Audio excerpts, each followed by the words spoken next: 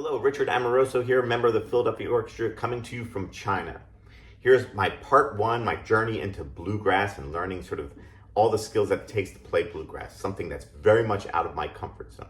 So after doing a certain amount of research, I realized in order for me to learn, I need to do a couple things. First, I need to get some sheet music because it's easier for me to look at a piece of music because I'm so used to reading, given that's what I do with the Philadelphia Orchestra. Then I really need to listen and watch a great bluegrass player play that same piece that I have selected. And that's what I've done. So I'm going to play the first two lines of Squirrel Hunters for you. Let me know what you think. Again, this is me kind of doing something that's sort of out of my comfort zone, but that's the beauty of it, okay?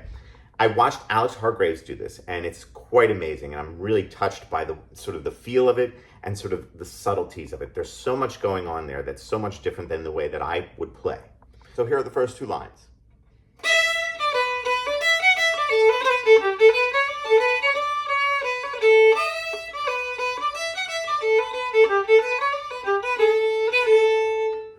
So in my observation, I noticed that the hand position is quite a bit different than a classical player. It's a little bit underneath and the fingers are a little flatter in order to kind of get some of those glissandos.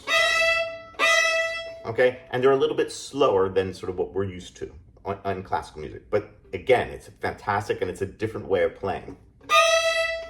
The next observation I had is where this is played in the bow.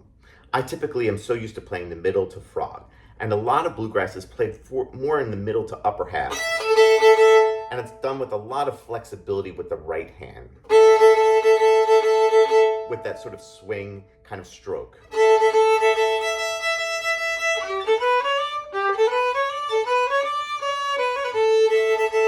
It's very different than the way that I play.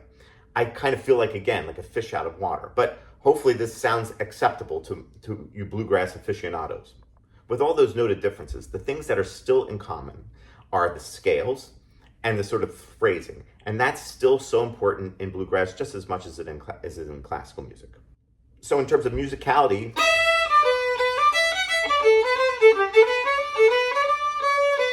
it's a nice 4-bar phrase, and there's a certain lilt and there's a certain sort of folksy kind of sound to it that I'm trying to achieve, but it's very similar to maybe playing a Bach jig or a Bach Allemand. There's definitely a feel to this, okay?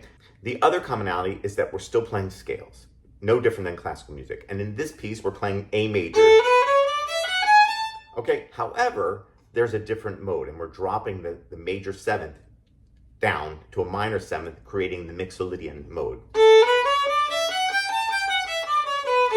Okay, very important, especially once we get to the sort of improv part of playing bluegrass and knowing those scales. The last thing I'll say is that, again, there's definitely coordination of the hands. And having this very loose right hand and nice and loose left hand really makes it a little bit more user-friendly as far as I'm concerned, and creates a different feel when it comes to playing bluegrass. So that's what my endeavor is to kind of figure out that feel so as to make it sound as authentically bluegrass. Let me know what you think, and let me know if there's anything I'm missing, because I always love hearing from you. All right? Thank you so much for watching. This is just step one. So I'm going to hopefully learn this whole page, and I'll post it on a short or something like that. But let me know what you think, okay? Thank you so much for watching. Again, don't forget that subscribe button, and enjoy this journey with me on learning bluegrass.